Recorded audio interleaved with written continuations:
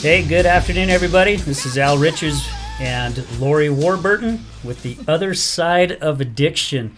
Man, we're excited to be here today, right? I know you and I were talking during the week, and absolutely. Yeah, we're definitely excited. So today we've got a special guest. I've got a good friend who I've known for about 6 or 7 years. Her name is Dianne, and she's here to share a little bit about her story of some alcoholism that's gone on in your family as well. But before we get into that, why don't you let our audience know a little bit more about you, Dianne? Do you want me to start with maybe meeting? Well, just where did you grow up? I mean, what was growing up like? I grew up by Foothill Village. I had a wonderful family, parents who both had wonderful careers that they made their causes. My mother's was in the field of mental retardation, as they called it in the day. Back in the days, yeah. And because of my brother. So I am a sibling to a mentally handicapped brother. Oh. And some people would tell you that has influenced things in my life, maybe. Maybe compassion, I hope. She did some great things. She was a pioneer in the field, so I watched her example as a very strong woman. My dad backing her up, but he in his field of geology was a very prominent Utah geologist who made quite a name for himself. So good parents. Well, and as long as I've known you, I had no clue on that. Yeah. Wow. In fact, my mom, she, just to the day she died, and she died of cancer at 70, but she was known she was the whole country. She had I think it was called the American Association for Retarded Citizens, and even President Nixon gave her a letter commending her for her work in the field. So, and Governor Matheson in the day, awards for her then. I mean, she just had a lot. And, my childhood actually there was so much of that going on, and he was the cause and the reason that sometimes I feel like maybe myself a little lost in that shuffle, but still loved, Right. very much. And then I have an older brother as well. So the one that's mentally handicapped is in between the two of us. Wow. Yeah. Interesting story. How the heck did I not know all this about you? I don't know. Apparently we haven't talked enough, right? We didn't do enough one-on-ones. Yeah, maybe not. I always wanted to, but yeah. Yeah, so Dianne and I, we met, like I said, about 6 or 7 years ago through the West Jordan Chamber of Commerce, and just hit it off and done a lot of cool things. Fun stuff there, yeah. And we were just talking before we actually went on the air. We both had issues going on in our lives that we had no clue, right? Definitely, absolutely. Yeah, so my wife was going through some battles, and I was going through a dark place, and you had some things terribly. You were going through that I even had no idea, and I don't even remember how we touched base. I don't know if you heard my story or something, and then you reached out and said, hey, I don't know if you knew this, but... Yeah, and I was willing... I guess reaching out to you and maybe knowing your story a little bit was helpful to me, and that's where I think that you feel lonely in this place of the other side of addiction, and I'm sure the addicted person is lonely as well. But everybody is fighting their own battle within the family, and you sometimes just don't know where to go or what to do. Yeah. And I did attend Al-Anon many, many years ago, because this story with my loved one goes back quite a long time. So for me, something touched my heart.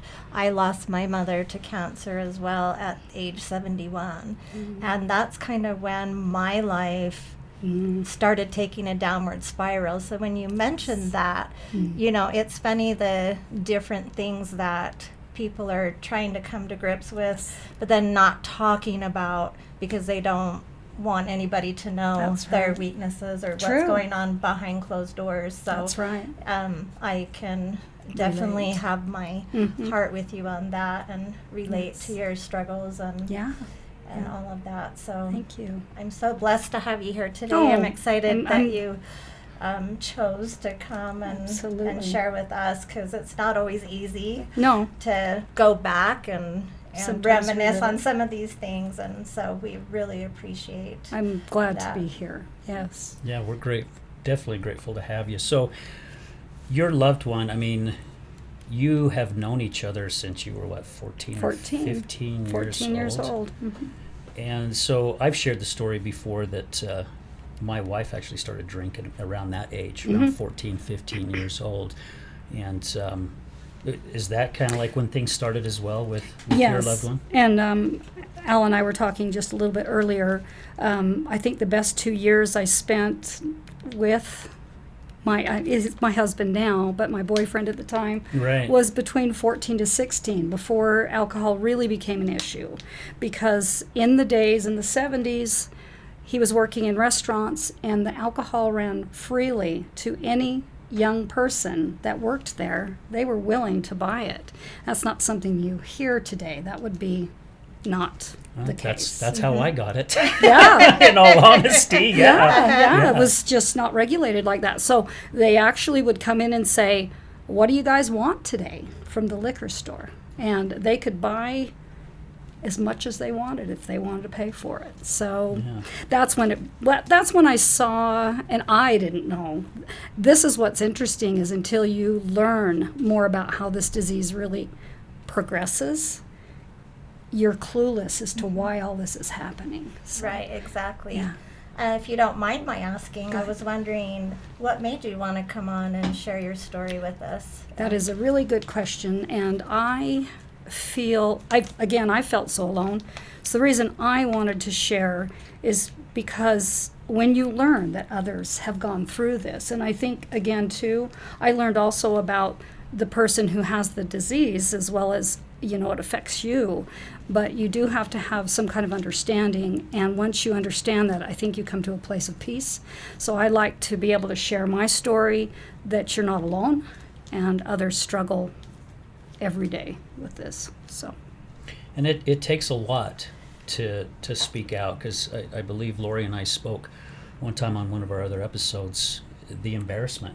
Because yes. even the person who isn't battling the addiction and the person that is battling the addiction, it's an embarrassment. I mean, it was for me. That's why I hid it for so long. I was talking to somebody yesterday. We were just having a conversation, and they started sharing with me about some family members that have battled with addiction. And matter of fact, I had a friend just text me today, and she's having some troubles, and she's like, "Why is it so hard to reach out and ask for help when you're struggling?" And I says, "I think it's because of the embarrassment, the fear that we are going to be judged. And it goes for both parties. We're afraid that we're going to be judged. I mean, have you felt that? Absolutely. That same way? Very, very much. I think that's when you find out others actually are watching another loved one, or it affects their family so much. When you get a little tidbit of that, and then you can just open up to each other, that's when the healing starts and the help begins. Embarrassment, absolutely. Because there's many, many times, I'm sure we've both experienced that has affected our lives. And then it's the judgment. What you said about the judgment is, I feel like, people will, I don't know about turn their back on you, but feel differently about you, or maybe you as a couple. They start to judge you as to, why would you stay in this situation? Why does that, you've got these people like, you shouldn't do that. You're not, and again, I finally got over the fact that I'm not going to worry about what they think of me. I'm a good person, and and most people know that, I hope. Yeah. So That's one of the things I learned was it's really none of your business what anybody thinks about you or feels about you. And if you can incorporate that into your daily life and just make that just one of the things that you know, then it's not so much bothersome what anybody feels or thinks. And it took me a while. I heard that one time, it's none of my business what anybody thinks about me, but it's a natural thing for us to care about what others think as far as our integrity. Yes. And all of that, and that kind of plays into things a little bit. But when I started understanding the reason people were talking didn't have anything to do with my integrity or who I Right. was as a person. And once I could block that out, I could go along with each day. And move forward. Yeah. Definitely. interesting you brought up what did make you stay all of these years, because I kind of see a love story going Yeah. on here. And when Al sent me some information Yeah. about you, and I said, oh my gosh, she just must really love this person tremendously. And that touched my heart too. Yeah. And yeah. Yeah, and you wonder if it is definitely a love story, because I think when you meet someone that young, and that's also another side of it, is that you do become very dependent on each other. Yeah. And I think when you meet that young, he was every bit as dependent on me as I was on him. And, people might take you into counseling and say, you're all too codependent. But then I kind of go back to, but in marriage, we do depend on each other. And you have my back, I have yours. But as an alcoholic, he has let me down numerous times. But in his mind, he knows when he helps make me thrive. Like in the 2 jobs that I have, my 2 small businesses, and I told Al this, he's a talented guy, and he makes things and he crafts things and he does that, and I know that's how he shows the love to me. And there was a couple of separations that we had when the disease reached a peak that was very severe. My father was dying at the time. It was so devastating to me. I think I felt a little bit like you did, Al. What you talked about happened to you, is you kind of wondered why even be here at this point. But I knew that there was a lot for me to continue, but it was hard. It was probably the lowest I've ever been in my life. I like the fact that you shared that you were so young when you got married. I was also very young when I got married. I was 17. Wow, you were younger. Yeah. When I ran away and got married, I went through a lot, but I was also going through abuse as well with that person. So there was not only the alcoholism that kind of came into play, but abuse, and that's something that I'm finding goes hand in hand sometimes, It can. And so as a young girl, you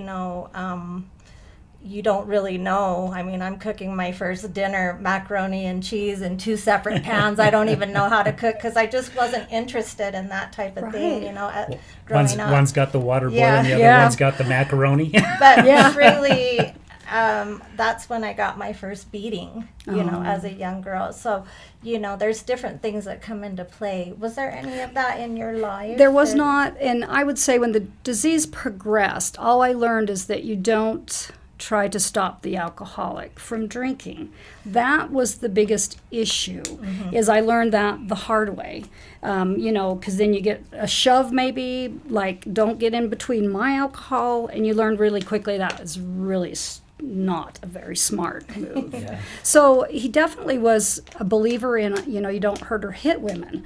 And I have always known that about him. However, again, with the disease progressing, I'd say I just learned not to get, in his space, because I'd get this like push aside, Well, and I love that you noticed that, because sometimes people will go ahead and antagonize, Yes. or they'll start to be, oh, don't do that, Yes. And so I think that's neat that you pointed that out, that if there's a little issue with someone who's drinking, you don't want to keep No. progressing into those conversations. You don't. It's that and things. nagging, right? Because Yeah. I did that with my wife. And I don't know if it was more the nagging. I think it was the angry. Yeah. I was so angry that I kept lashing out at her. So, question for you, Dianne: when did you see like a tipping point? I mean, I know you said that at the age of 17 things started getting escalating a little bit more, Yeah. but like with my wife, there was a certain tipping point, and once she hit that tipping point, I mean, it was heading down quickly. Right. Would you say, was that when this was after, of course, you knew her well, and were Well, you married? yeah. You were married. So we had just gotten Yeah. married in 2009 Uh-huh. in July, and then she lost her dad in August, and then, we got married in May, and then I lost my job in July, and then she lost her dad in August, and that's when Yeah. you really started seeing the fall. His fall the biggest fall of all was when my dad was dying of cancer. And there was a lot going on in his life, things that I found out of choices he was making that were very poor choices. And basically, my daughters and I asked him to go. And and my daughters were both married at the time. The one daughter just lived nearby with my father, who lost his life to cancer at the end. But we all asked him to go.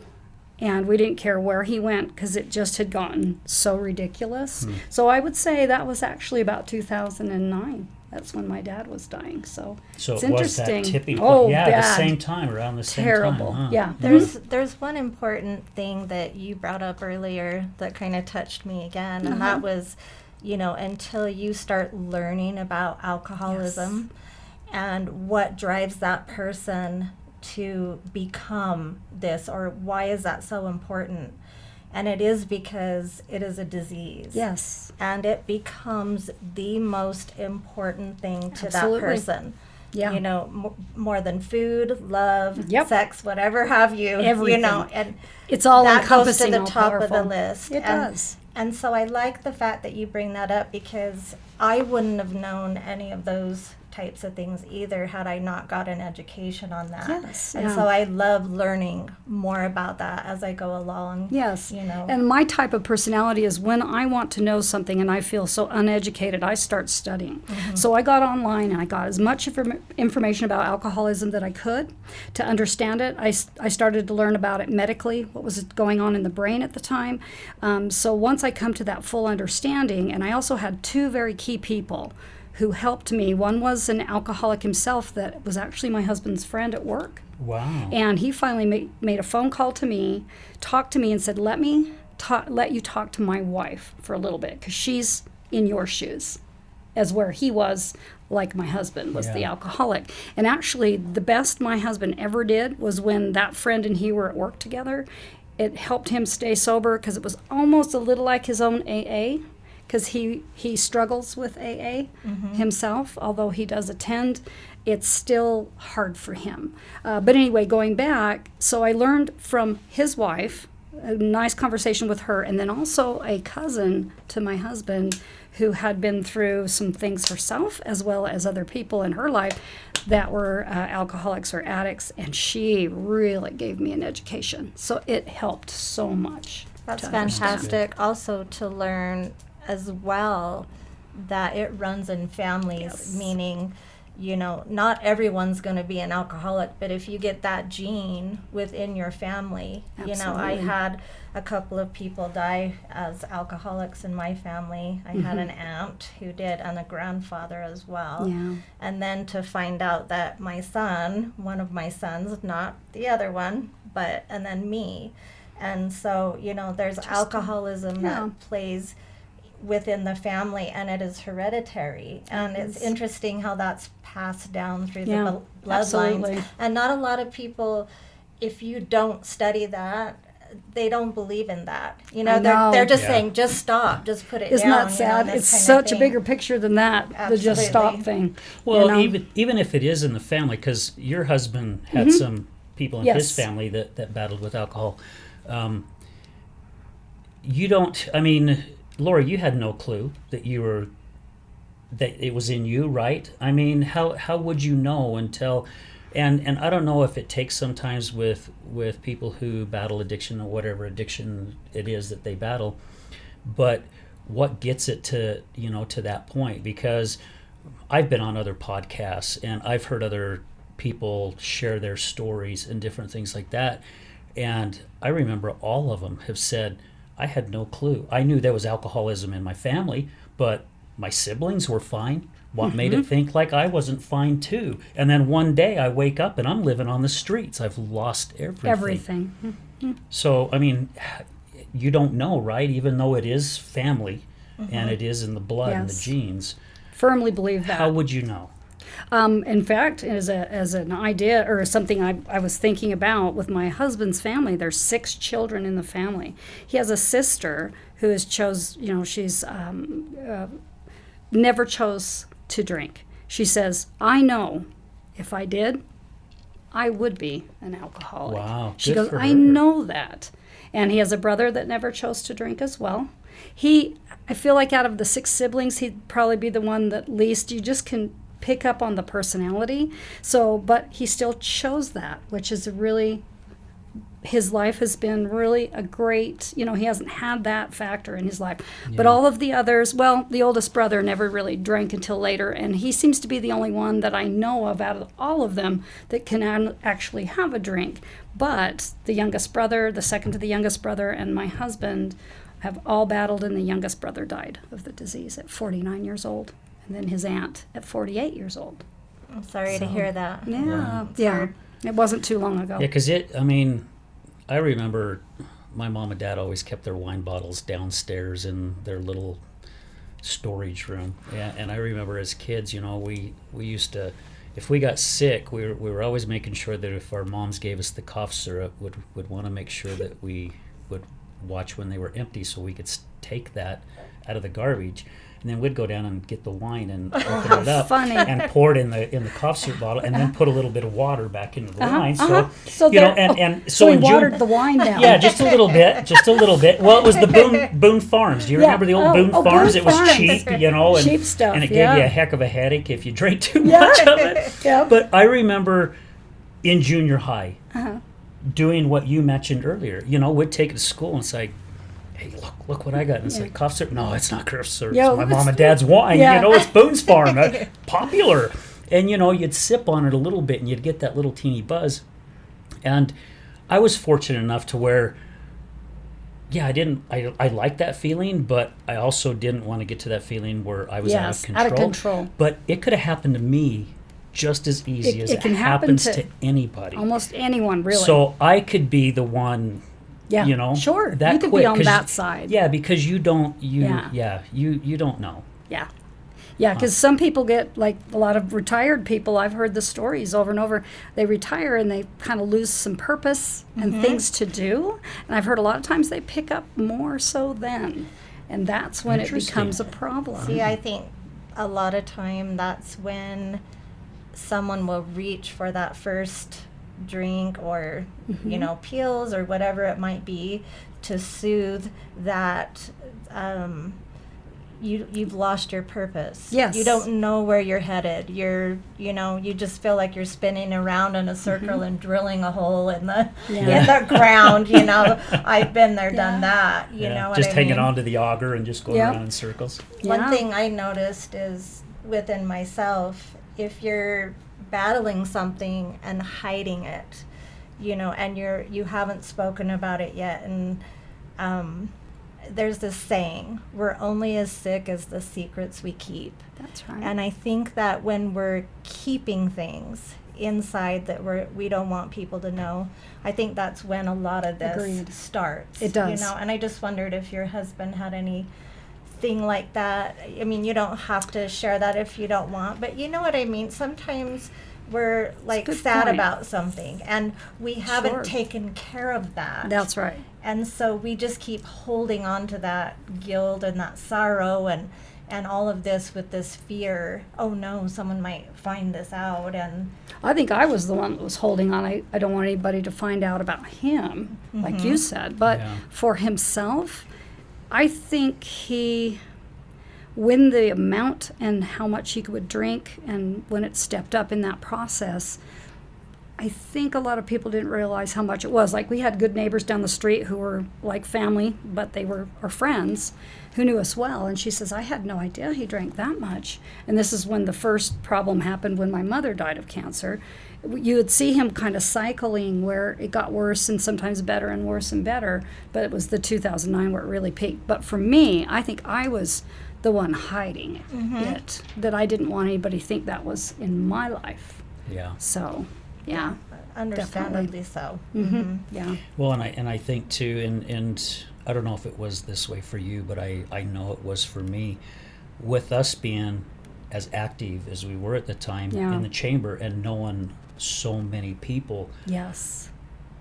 you didn't want them to know. No. I mean, because again, that judgment, possibly the fear of the judgment, and also you didn't want them to look at your spouse in a different way because they had met my spouse, and Exactly. everybody said, "Oh, your wife's so sweet, so and she's nice." she's such a nice lady." And I'm thinking in my head, "Oh yeah, you should see her at nighttime. Holy Yeah, cow!" But you know, yeah. you didn't say that. You were just No. thinking inside. But I mean, that was one of my Exactly. biggest fears, because when I finally started sharing, and again, it stays with me, but there's a lot of people that you and I know that we did Yes. ribbon cuttings and events with. Yes. They started pulling me off to the side going, "Hey, I don't know if you knew, but," and I'm going, "What?" That's Oh my nice, though, gosh. that someone would do that for you. Yeah. To help you, because I think that's when you can finally quit hiding, when people can talk about it. And that's why I felt passionate to come here today, as I wanted to be able to tell my story, which is still somewhat private. However, if we look at alcoholism as a disease, as it is a disease, that's when I turned around and changed a bit, and had an understanding that we still get mad and frustrated with them. But if you look at it like, let's say, the cancer that our parents had, maybe the cancer patient says, "I'm not doing chemo." Maybe that's their way to deal with their disease. They're not going to do it. And then we kind of say, well, that's your choice. Maybe the alcoholic's saying, "I'm not going to do anything about it, so this is my choice." But then we have to make a choice. Can we deal with that? And that's where the serenity prayer comes in and is important. That we have to keep our sanity. That's key. And so does the alcoholic if they're trying to heal. So That's a really good point, because I would go to AA meetings with my wife to give her the support. And, at the end of it, you get up and you say the surrender prayer. Everybody holds hands, even the people who are there for support. Yes. And I didn't say it for a long period of time. I just let everybody else say it. And then I finally got, okay, well, I'm going to participate, and I'd start saying it. It took a long time before I actually listened to it. what it was saying. And I remember the first time I actually listened to it, I got tears in my eyes, because I remember afterwards my wife turned around, she's like, "Are you crying?" I'm like, no, no, I'm not. I have something in my eyes. Hey, there's so much spirituality in the rooms of AA. It's not even funny. Some people say, hey, there's a lot of conflict and there's drama and these types of things with new people that come in and this and that. But for the most part, if you're really there to heal and you're there for the right reasons, and you go through the 12 steps and what they say in the beginning. I remember when I led a few meetings, and it was interesting how suddenly, like you, I got tears too, because these words that you're saying just started hitting home and really filling me up and really connecting with things. And so, you'll find that those rooms are full of people who are so sweet, and Darren would do anything to help anybody, just like what we're trying to do, lift people from the darkness to the light. And I think that's very important, and I'd love to hear more about how you've been able to handle all of this, and where you're at today and how we can help you and support you. I would love to share some more. Do we have more time, or? So we're going to take a short little break, and I think we should. I like what Lori was just talking about. Let's get in a little deeper on what you have gone through and what's helped you get through it, right? So, we're going to take a little break, and we would like to thank High Point Coffee for this segment, for being our sponsor. High Point Coffee in West Jordan, right off 7800 South in Redwood. As I've said before, it's kind of like Cheers. Everybody knows your name. So get out there and get you some coffee. Support that, yeah. All right, we'll be right back, guys. We at High Point Coffee are proud to sponsor the Other Side of Addiction podcast. If you've never heard of us, High Point is a warm and inviting little coffee house just on the corner of 7800 South and Redwood Road. Our shop has easy access drive-through, free Wi-Fi, and plenty of comfortable seating, with charging stations good for everything from studying, business meetings, or get-togethers with friends. We opened High Point's doors in November of 2007 and have been happily growing ever since. We love what we do and refer to our customers as family because that's the way you are treated here. We don't believe that anyone should walk away from our coffee house with anything less than a huge smile and a great cup of coffee. We have a full menu of options from hot lattes to top-of-the-line frappes and delicious smoothies. We are a family-oriented establishment with huge selection for kids and any non-coffee drinkers as well.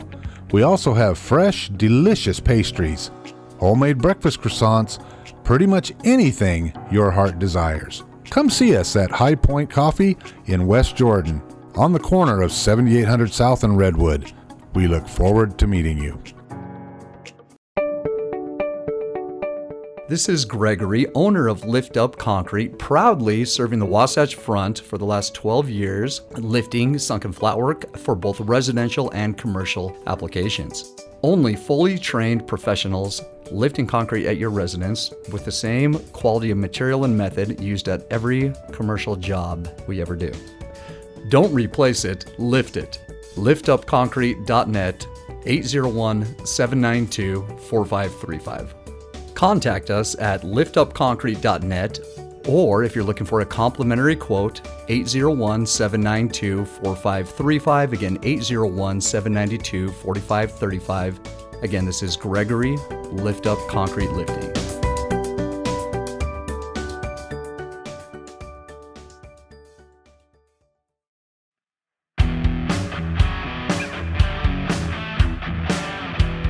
Hello, my friends. This is Brad Neufeld, and I want to thank you for tuning in to the Resilience Talk Network. You can listen to my show, Resilience, every morning, Monday through Friday at 8 a.m. Mountain Standard Time. On my show, we will be discussing what it takes for you to overcome the day-to-day challenges that all of us face in life, as well as some of the devastating ones that may lead us to feelings of hopelessness and despair. It's my goal to provide you with the tools and skills that you need to overcome anything that is thrown your way. To find out more about my show, visit our website at www.resiliencetalk.com. That's www.resiliencetalk.com. And as always, until we meet again, go for everything that you want in life and make it happen.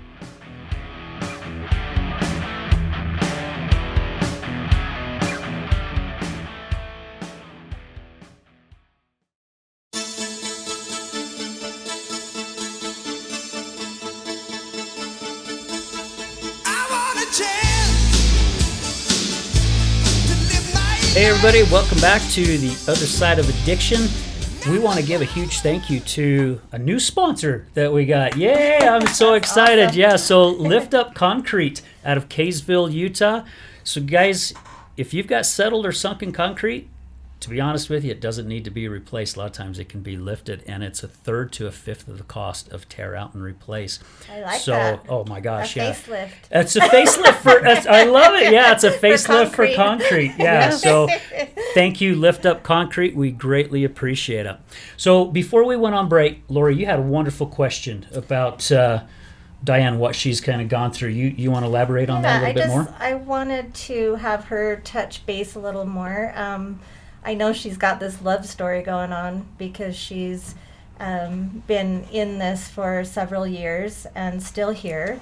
I just kind of want to know what she's learned and what she wants to share with others to help them, and what we can do to help her as well. And what kept her there, yeah, right? and what kept you there, and it's definitely a wonderful question. I guess the basis of it is love and caring, but understanding, because there are many times you want to leave because it's tearing your life apart, and we know that's not healthy to us as either. So what helped me the most was the two people I told you I talked to, and learning about the disease.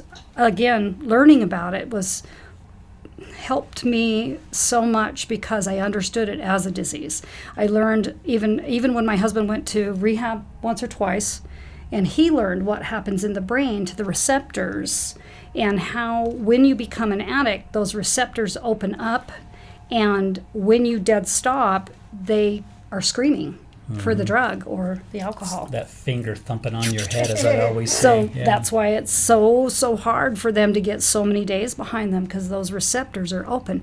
And what really helped me was when I learned how long it took the brain to recover from alcoholism. The first 3 months is a huge hurdle because the brain is actually shrinking in the disease. When you've progressed as far as I know my spouse has, and others I'm sure, that brain has shrunk down. That's why I feel like they make such poor judgment choices and things like that, is they're acting like a 16-year-old, like back when they first started drinking. Kind of rebellious. Yeah, right? it goes right back there that they act that way. But then after 3 months, you see some improvement in the brain, and then by 6 months, another. So it's all these 3-month increments till you get to a year. It takes a full year for that brain to come back. So I used to always think, oh, I hope he can make that year. And he has done that so many times, actually. Since 2009, there was a year here and then a fall, and it just kept going back and forth. One of his biggest keys was AA, and that's another part that helped me.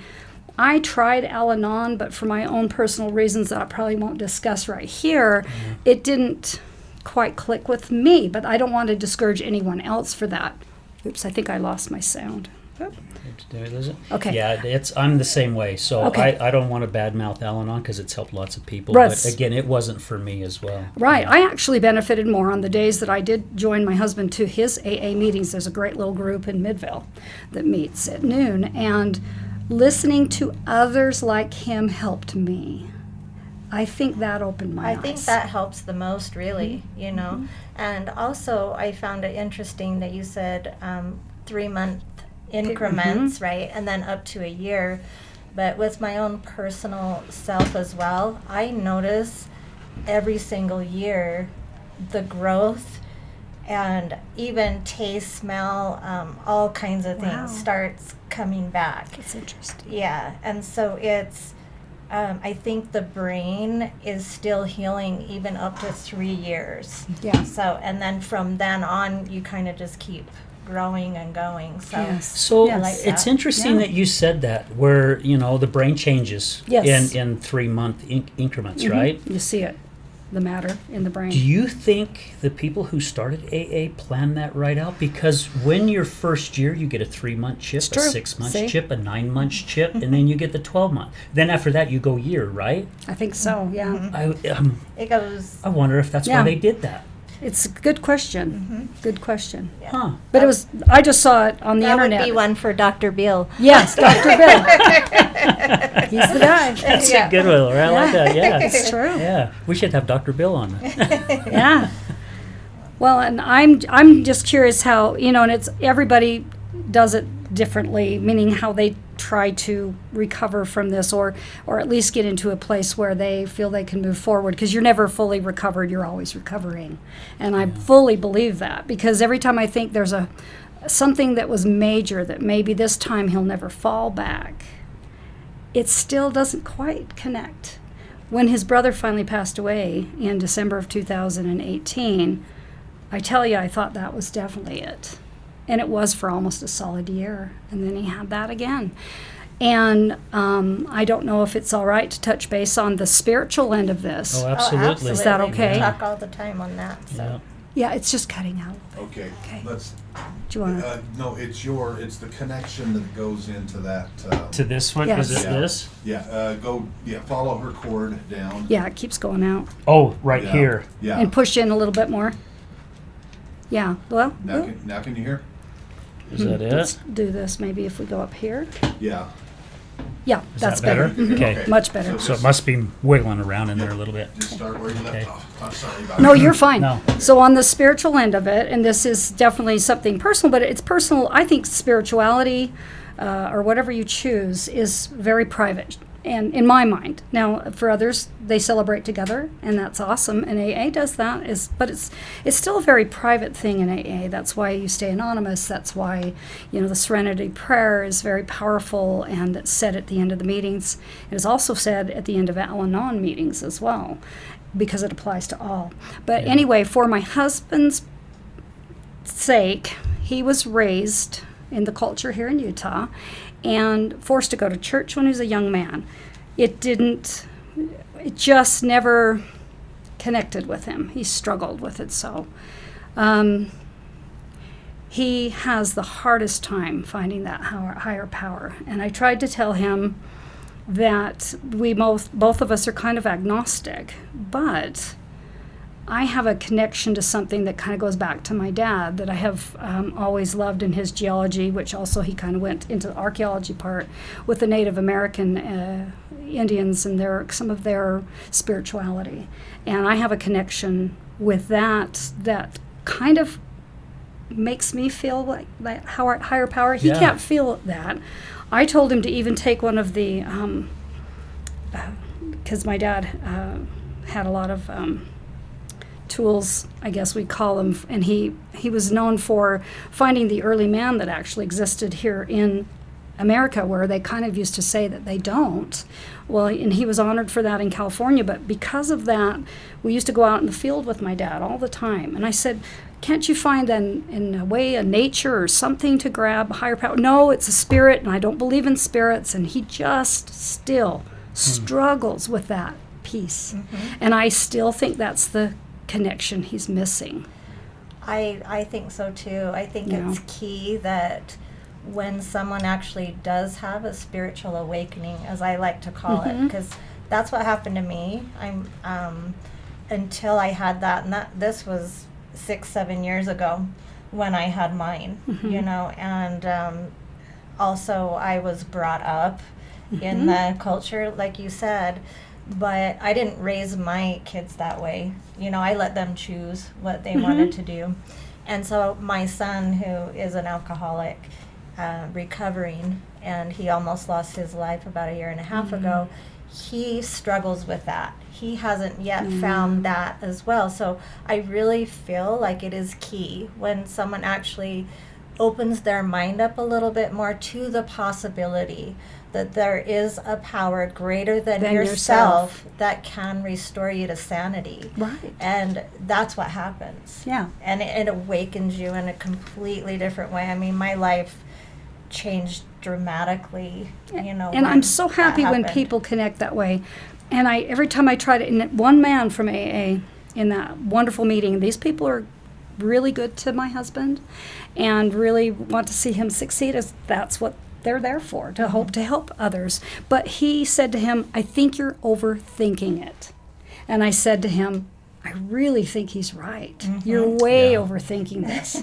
And he says, no, it's got to be, he's got that vision that he was taught as a kid. It's got to be here. And I said, no, it doesn't have to be like that.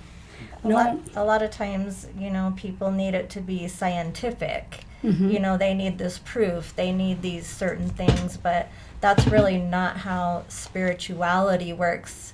It doesn't need to be a spirit per se. But it's a feeling. It's a feeling. It's a warmth. It's a warm feeling to yourself, and it's very private. And it's different. It's a different type of feeling.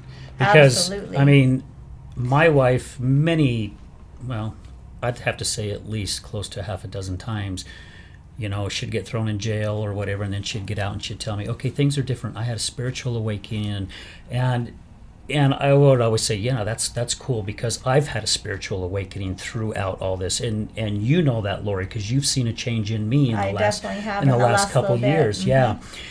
But this last time, I mean, the look on her face, the last time she got out of jail, and she's bawling, and she's like, it hit me so hard.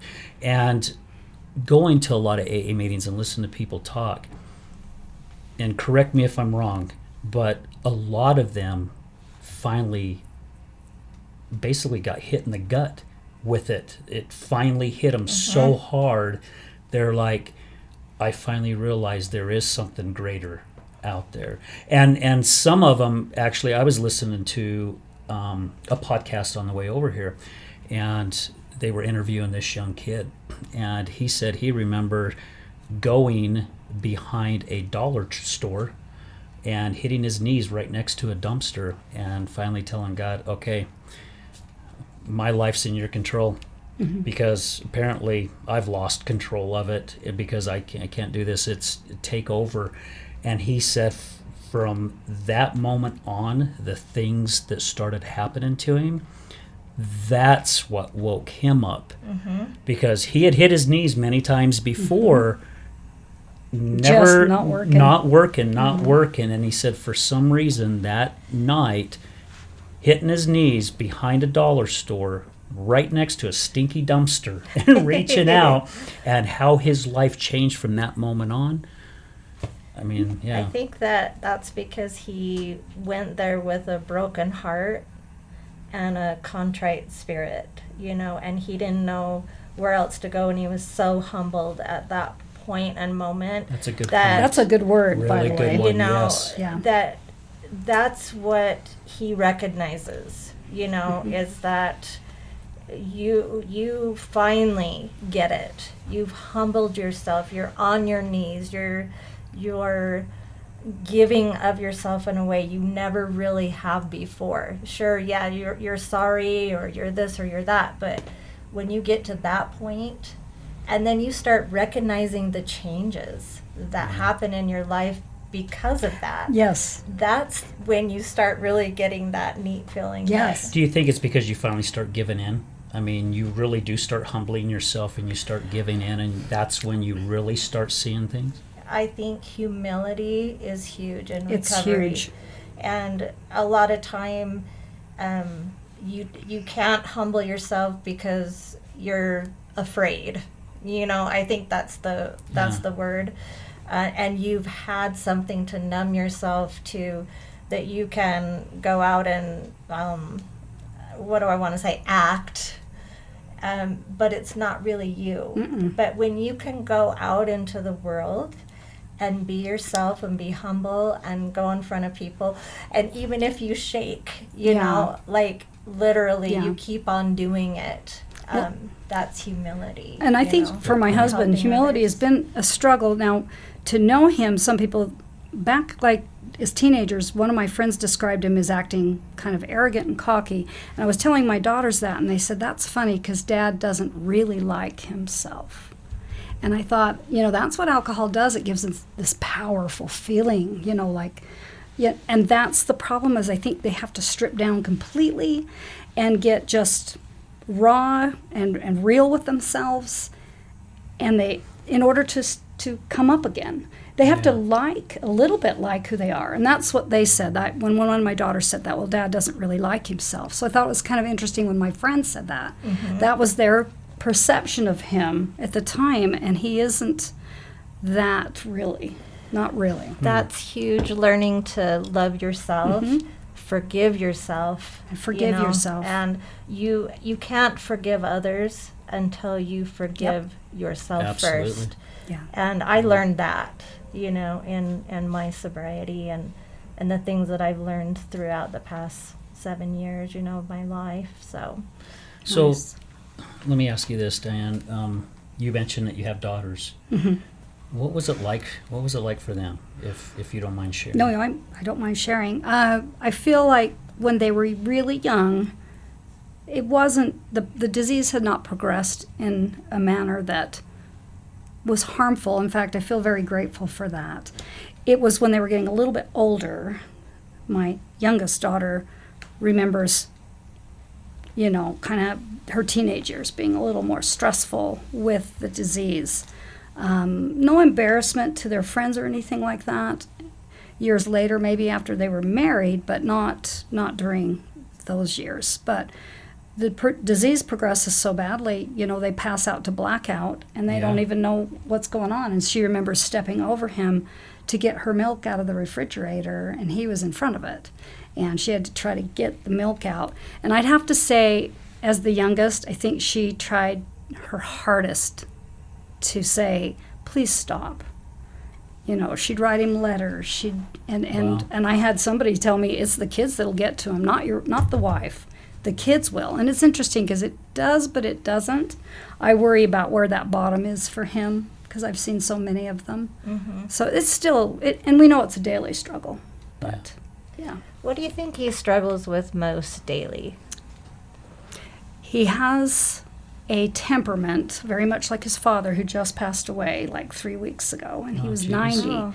and never drank. But if that man had drank, he would have been an alcoholic, and that's where the alcoholic comes from, is that side of the family. But he has a tension in him that is just really kind of edgy, and you can just He's wound feel tight. him. He's very wound tight. I think that personality, he just has a very hard time with trying to relax and just, I don't know, just tense. Yep. It's kind of wound like a spring. See, and so he learned early on, as you would as a young person, that wow, it kind of. Yeah, it eases you down, right? Yeah. I remember taking my first drink, just for your information, because we haven't really had a chance to visit prior to this, but I think I was about 14 at the time, and I went and stayed with my girlfriend, and her parents were alcoholics, and they said, well, Lori can't spend the night unless she has a couple drinks with us. And so she told me that, and I was kind of scared, but at the same time I was curious. So, and they had this studio downstairs where we could sing, and we were going to compete doing that, and that's what I like to do. And so I didn't share with my mother or father, of course, that was going to happen, but I said, hey, can I spend the night? And that's where I noticed when I took my first drink that all the things that I was afraid of all of the time that were previously happening in my life might not have been happening at that very moment, but for a minute I felt a calmness that I had never felt before in my life. Yeah. So maybe that's something he's experiencing, and Yeah. for whatever reason, him being wound up tight and all of these things, maybe there's something underlying with that. I think there definitely is. That he could find out about somehow, and maybe that would help his demeanor, to calm down and be able to talk about it a little bit. And that's where the steps come in. Yeah. And he has only dabbled in starting those. And I still say that there's a reason they want you to do those. Yeah, There's a and some of them definite are reason. hard though, because I remember are. my wife, she'd get to a certain point, especially with the amends part, that's when usually she would start going backwards instead of forward. I have to say something about that, though. That was the best thing that ever happened to me. Yeah, When I admitting to myself, another human being, and God, the exact nature of my wrongs, then making my list, I found uncovered a lot of things within me that were bothering me over so many years of my life, and I made these amends. And when I would go, I would be so afraid to approach this person. They're going, what are you talking about? You're the sweetest person in the world. I don't remember that, but yet I did. So it's quite interesting, Yeah, very. yeah. So Sorry, good there's point. something about getting to that, because it's so scary. I You're not- think my husband is scared of stripping down that raw to admit things that have gone down. I don't think he's admitting them still. Yeah, And he doesn't need to tell me, because that's not what it's about. No. At this point, for that does them. not matter at all to me. It's to tell one other person, and usually that's a sponsor or someone like that. That's Yeah, an important absolutely. step. But he can't seem to bring himself to do so. to get to So, that point. yeah. So let me ask you a question then, and I think this is a pretty good question because I get asked this question quite a bit. What's kept you? I mean, what's kept you in the relationship? Well, I mean, Lori says there's a love story, which yeah, there definitely is, but but there's there's a struggle, but there's something that keeps us there because others give up. They throw in the towel Yeah. very, very quickly. And, well, I am definitely someone that doesn't like change. I know that a lot of us fear change. But I looked at my life and I said, do I want to be single and alone at this point? And this was maybe 10 years ago. Or would I be better off with him and this disease and just looking at it as that and moving forward and hope that he could do his best with this disease and we can work it together? Or does he just continue maybe to drink and make my life a living hell? And I thought my best place was, I finally, those three options, I Yeah. said, it's the middle one, because we're in the best place when we're with our family. We have a very, very close relationship with our daughters and our grandchildren, and he is just a fantastic daddy and grandpa. So I guess that was where I looked at it as I didn't want to be here in the misery of alcoholism, because that's not okay. to live that daily thing is not okay. But to be alone, very fearful of that, I think, to be alone. The youngest, the baby of the family, I think that's always been in the back of my mind. And this is where you get the judgment. Oh, well, Dianne, or you can do this. You can do this. Why are you being like that? And I just thought, but you're not walking in my shoes. You don't really know my life. And again, I had to get over that, oh, they're judging me. They think I'm so weak. Yeah, because So- I would think that too, and then I would get told, "You deserve better. You deserve better." Yes. And you know what? And I would say, "Yeah, I Yeah, do deserve you do. better." And Definitely. but I had the same thing as well, where that fear of being alone. I mean, I'm approaching 60 pretty quick, and I still look at myself as young, but it's like, you know, the bar days, going out chasing women and all that stuff, man, that's They're been out. gone for years. You know, I'm no longer Yeah. interested Yeah, in it's that. just 'cause not the scene you I, wanna go. You know, and I had my time where, you know, you're seeing 2 or 3 or 4 women at the same time, and that was gone a long time ago.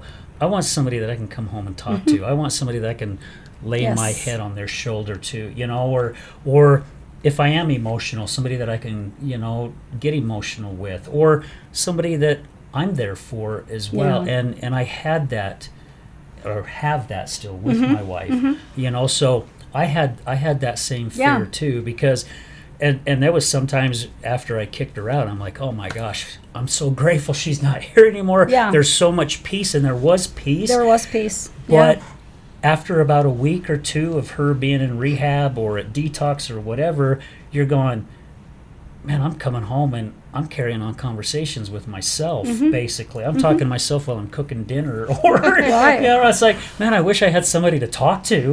Well, you know? I think it's more like this. Your arms feel like home, you know? Yeah. And the reason I say that is because I'm experiencing that for the first time in my life, really, at this point. I didn't ever really have a healthy relationship until I took a look at myself, you know, and had to go all the way back. And when I did that and was able to start healing and all of that, recognizing there is good people out there, there's healthy and Yeah. unhealthy relationships. And it was interesting how my boyfriend said to me, you know, this feels like home to me. Yeah. And I just cried. Yeah. Because I've never had that. Or just him, you know, like just putting his hand on my back and just rubbing Oh, it. I yeah. never had anybody do that to me. Yeah. And I just cried just from him doing that. Right. I'm sorry, I get a little No, emotional. you should. But and- honestly, it's It's- a touch. It's the human touch where you understand and love someone, and you've been through things with them, and you recognize that, you know, in Yeah. in a way Yeah, that. and that is I'm glad you shared that, because it is important in that connection. I would say that I decided I went into this for the long haul, because when we got back together, I thought, okay, you're making that choice. You can't keep going this back and forth stuff, like you get out, la la da da da, you know, type thing. But I just feel like I understand he could very. This is where I get my peace, and it sounds almost harsh, but I figured that this could be how he passes away. Because the one thing I also learned was, with this disease, there's 3 things that will take them. Either the disease harms the body enough, it kills them, or they commit suicide, or they have an accident. Yeah. So those are those 3 things, and I just thought, you know, there's things I've watched some friends and spouses who have passed away now, and the loneliness they have. And I thought, you know, I just need to step back if he has that fall, and Yeah. I've just got to let him get through it. So, Well, and I'm sure it's the same for you as it is for me. Also, one thing too is I know my wife loves me. And I used to throw at her all the time, it's like, you love alcohol more than me. Yeah. And that would get her really upset. And that again, that's just another dagger I was Sure. throwing at her. sure. But I know she loves me. And that keeps me hanging on too, because, you know, we've been together 15 years, and I'm like, man, I don't know if I want to start all over and have somebody relearn who I am, Yeah. you know, because it takes a lot of years. It doesn't does. happen It's overnight. a job interview. It's a Every job time interview, you try yeah. to meet someone, Yeah. I stayed Yeah. single my whole sobriety, you know, and then I finally met somebody great. But I was scared too at the same Yeah. time. Yeah. You know what I mean? So neat though. You worked on you all those years, and Yeah. and then you right person to come into that. I never part of your thought life. it would happen to Yeah. me in my lifetime. I'm glad it so, did. Yeah. That's nice. Awesome. Well, guys, what a great show. Dianne, thank you so much Al, for being Lori, with us thank today. you. I mean, Appreciate it. seriously, people like yourself who are willing to get out there and share their story, because as Lori has said it many times, we're here to help as many people, because we all go through trials and tribulations, and some people just, they step off the wrong side of the boat. You know, Right. instead of stepping on the dock, they're stepping off into the water. So we all need help. Yeah. And for people like yourself who are willing to come out and share their stories and what they've gone through, and it's always a fight. Life is a battle No. anyway. It doesn't have to be an addiction. Life is a battle for all of us. You I, bet. I was talking to somebody the other day, and I told them sometimes in life I feel like I'm jumping out of a plane with scuba diving gear on instead of a parachute, you know, where you're falling really quick, a lot quicker because you got all this gear on. But Right. but yeah, thank you so much Thank for being you on. for inviting me here. Yeah, I appreciate greatly it. appreciate it. Very blessed to have you here today. Thank you. Yeah, definitely. Guys, thank you for listening and tuning in. Again, we want to say, give a huge thank you to High Point Coffee in West Jordan, and also to Lift Up Concrete out in Kaysville. Please tune in next week, because I think next week we might get into some really touchy subject. Because Lori and I, we were talking yesterday on the phone. What do you think, Lori? You think we should share our little stories about like rehabs and the difference and things? Sure, yeah. Should we do it that? And I think maybe we might bring Brad on with this one, because I know he's got some stuff we want to share. And so, yeah, I don't know. We may get some people upset next week or not. But anyway, hey, we're going to discuss it. So, and Lori, is there anything you'd like to share before we I sign just off? want to say we're always trying to uplift and bring people to a new understanding, and lift you into the light. And there's so many suffering in silence. We don't want you to do that. And that's part of why we started Good. doing all of this as well. So Yep. Thank you, Lori. All right, so we're going to sign off with this, as we started last week. Love can't always save us, but it can be the reason why we fight. Thank you, guys. Thank you.